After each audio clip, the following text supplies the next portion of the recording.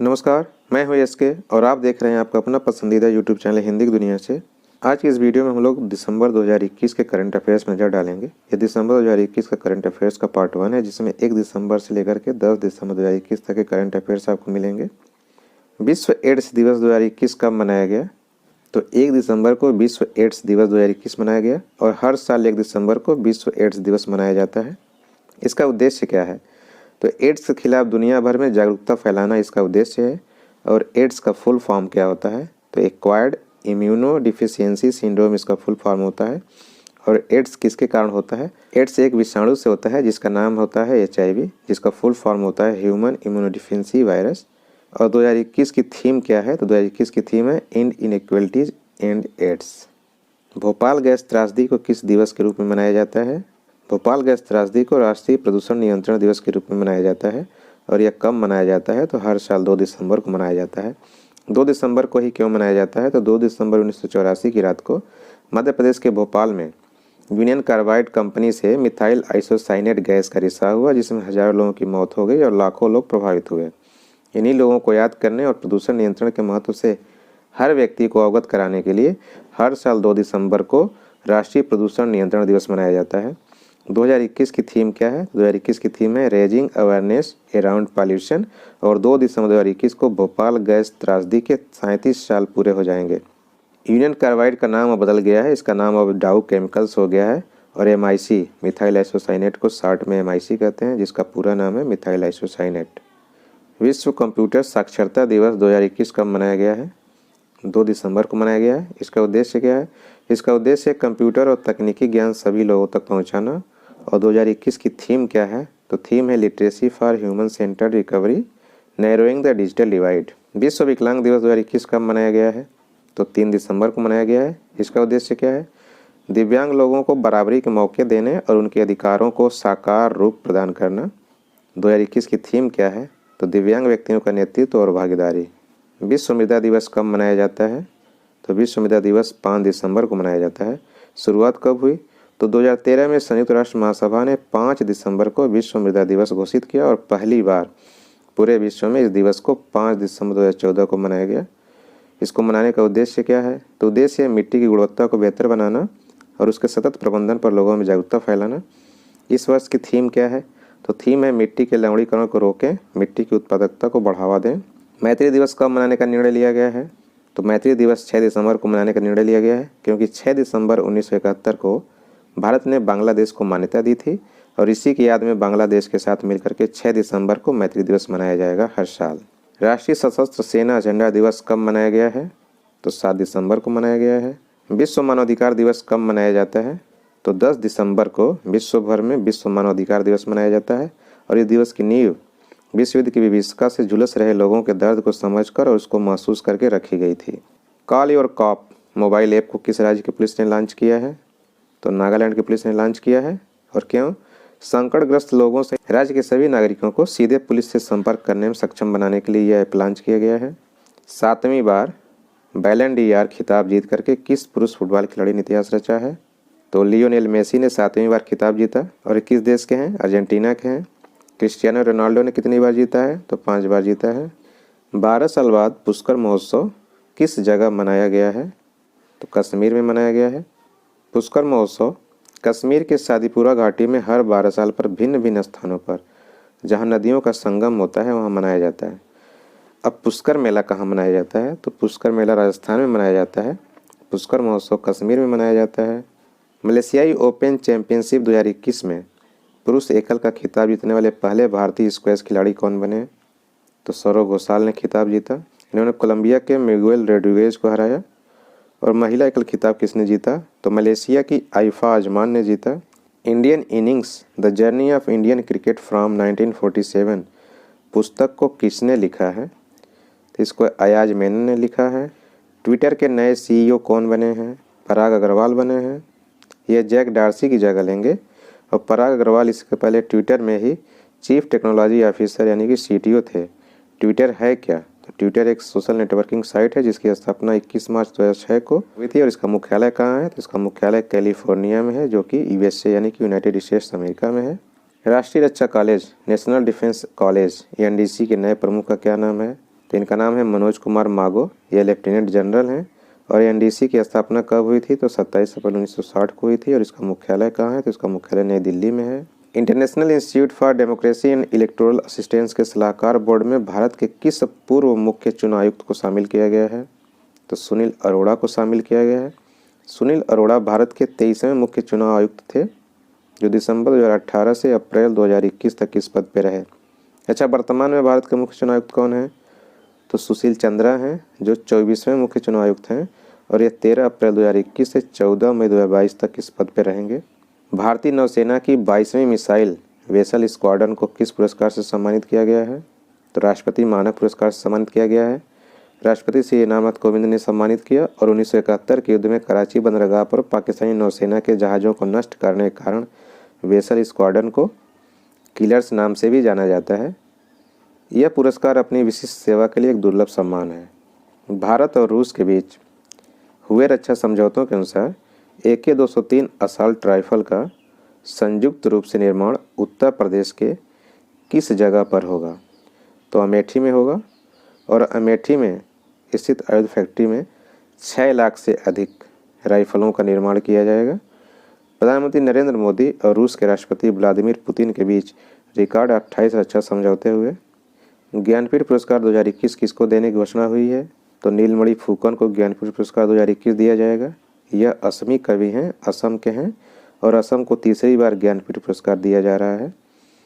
नीलमणि फुकन 1981 में कविता के लिए साहित्य अकादमी पुरस्कार से भी सम्मानित हो चुके हैं और 1990 में इनको पद्मश्री पुरस्कार से भी सम्मानित किया गया था। ज्ञानपीठ पुरस्कार 2021 56वां ज्ञानपीठ पुरस्कार है और यह देश का सबसे पुराना और सर्वोच्च साहित्यिक पुरस्कार है।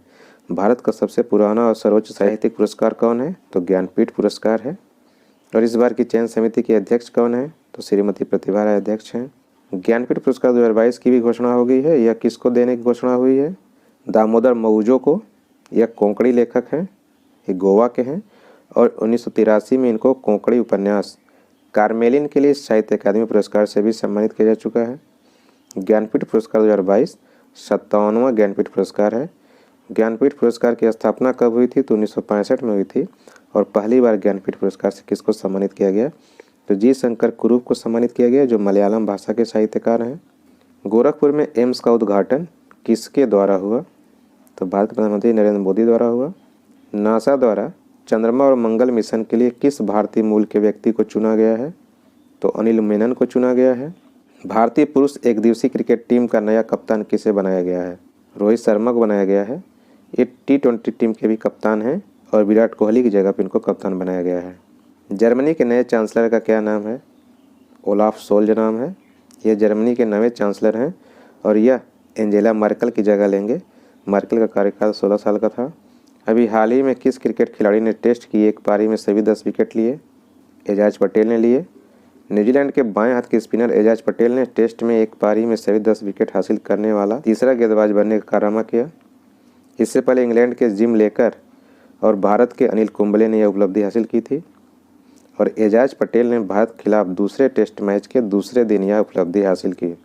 विश्व तीरंदाजी चैंपियनशिप 2025 का आयोजन कहाँ होगा? तो दक्षिण कोरिया में होगा। दक्षिण कोरिया के ग्वांगजू शहर में इसका आयोजन किया जाएगा और तीसरी बार इसका आयोजन दक्षिण कोरिया कर रहा है। इसके पहले 1985 में और 2009 में भी दक्षिण कोरिया इसका आयोजन कर चुका है। फिक्की के अगले अध्यक्ष चुने गए हैं। तो फिक्की के अगले अध्यक्ष संजीव मेहता चुने गए हैं। यह मौजूदा अध्यक्ष उदय शंकर की जगह लेंगे और संजीव मेहता हिंदुस्तान यूनिलीवर के चेयरमैन एवं प्रबंध निदेशक हैं। शारदा मेनन का निधन हाल ही में हुआ, वो कौन थी? उनका संबंध किस क्षेत्र से? वह मनोचिकित्सक थी। उनका संबंध मनोचिकित्सा के क्षेत्र से है। National asset reconstruction company NARCL के नए अध्यक्ष कौन बने हैं? प्रदीप शाह बने हैं। नेशनल एसेट रिकंस्ट्रक्शन कंपनी का मतलब राष्ट्रीय संपत्ति पुनर्निर्माण कंपनी है। असम राज्य का सर्वोच्च नागरिक राज्य पुरस्कार असम वैभव किसे मिला? तो यह पुरस्कार रतन टाटा को मिला। भारत का पहला सर्वर कौन सा लॉन्च हुआ है? तो भारत का पहला सर्वर रुद्र लॉन्च हुआ है। उत्तर प्रदेश में दूरदर्शन के अर्थ स्टेशन का उद्घाटन कहाँ पे हुआ? गोरखपुर में हुआ। केंद्रीय सूचना और प्रसारण मंत्री अनुराग ठाकुर और उत्तर प्रदेश के मुख्यमंत्री योगी आदित्यनाथ ने इसका उद्घाटन किया। यह उत्तर प्रदेश का दूसरा अर्थ स्टेशन है। फॉर्च्यून इंडिया की सबसे शक्तिशाली महिला 2021 की सूची में पहले स्थान पर कौन है? तो निर्मला सीतारमण पहले स्थान पर हैं। भारत का पहला पूर्ण रूप से कोविड-19 टीकाकरण वाला राज्य कौन है? हिमाचल प्रदेश है। हिमाचल प्रदेश में टीकाकरण योग्य आबादी का पूर्ण रूप से टीकाकरण कर दिया गया है। भारत पर्यटन विकास निगम ITDC के नए अध्यक्ष कौन हैं? तो इनके नए अध्यक्ष हैं संबित पात्रा, नाम तो आपने सुना ही होगा। यह जी कमलावर्धन राव की जगह लेंगे। ITDC का फुल फॉर्म है इंडिया टूरिज्म डेवलपमेंट कॉरपोरेशन। इसकी स्थापना 1 अक्टूबर 1966 को हुई है। इसका मुख्यालय कहाँ है? तो इसका मुख्यालय नई दिल्ली में है। भारतीय राष्ट्रीय राजमार्ग प्राधिकरण NHAI का अध्यक्ष किसे बनाया गया है? अलका उपाध्याय को बनाया गया है। भारतीय अंतर्देशीय जलमार्ग प्राधिकरण का अध्यक्ष किसे बनाया गया है? तो संजीव बंदोपाध्याय को बनाया गया है। केंद्रीय प्रत्यक्ष कर एवं सीमा शुल्क बोर्ड CBIC के नए अध्यक्ष का क्या नाम है? CBIC के नए अध्यक्ष का नाम विवेक जौहरी है और यह यम अजित कुमार की जगह लेंगे जो इसी महीने के अंत में रिटायर होंगे। ई-कॉमर्स कंपनी मिंत्रा की मुख्य कार्यकारी अधिकारी कौन बनी है? तो नंदिता सिन्हा बनी है। और मिंत्रा क्या है? मिंत्रा एक ई-कॉमर्स कंपनी है जो ऑनलाइन चीज़ों को बेचती है। यह अमर नागाराम की जगह लेंगी। अरुणाचल प्रदेश ने अपना ब्रांड एम्बेसडर किसे बनाया है? तो अरुणाचल प्रदेश ने संजय दत्त को अपना ब्रांड एम्बेसडर बनाया है। अरुणाचल प्रदेश के नामकरण की 50वीं सालगिरह के अवसर पर संजय दत्त ब्रांड एम्बेसडर बने हैं। संजय दत्त के पहले यहाँ के ब्रांड एम्बेसडर कौन थे? तो जॉन अब्राहम थे। इनक्यूबेटेड स्टार्टअप GUVI का ब्रांड एम्बेसडर किसे बनाया गया है? स्मृति मंधाना को बनाया गया है जो भारतीय महिला क्रिकेट खिलाड़ी हैं। और गुवी IIT मद्रास का स्टार्टअप है। जूनियर हॉकी विश्व कप 2021 किसने जीता? अर्जेंटीना ने जीता। यह कहाँ हुआ? तो जूनियर हॉकी विश्व कप का आयोजन भारत में भुवनेश्वर में। भुवनेश्वर कहाँ? उड़ीसा की राजधानी भुवनेश्वर है। भुवनेश्वर के कलिंगा स्टेडियम में फाइनल खेला गया जहाँ पर अर्जेंटीना ने जर्मनी को 4-2 से हरा करके कप जीता और अर्जेंटीना का यह दूसरा खिताब है। इसके पहले अर्जेंटीना 2005 में इस खिताब को जीत चुका है और जर्मनी 6 बार इस खिताब को जीत चुकी है। Naoroji pioneer of Indian nationalism के लेखक कौन है? तो कमला देवी चट्टोपाध्याय इसकी लेखिका हैं और इनको हाल ही में NIF बुक प्राइज़ 2021 से सम्मानित किया गया है। यह किताब दादा भाई नौरोजी की जीवनी है। दादा भाई नौरोजी की जीवनी क्या है? Naoroji pioneer of Indian nationalism. अंतर्राष्ट्रीय मुद्रा कोष IMF की फर्स्ट डिप्टी मैनेजिंग डायरेक्टर किसे बनाया गया है? तो गीता गोपीनाथ को बनाया गया है। IMF की चीफ कौन है? तो क्रिस्टिना जॉर्जिवा है। IMF का मुख्यालय कहाँ है? तो वाशिंगटन में है। और ऐसा पहली बार हो रहा है कि संस्था में शीर्ष के 2 पदों पे महिलाएं बैठेंगी।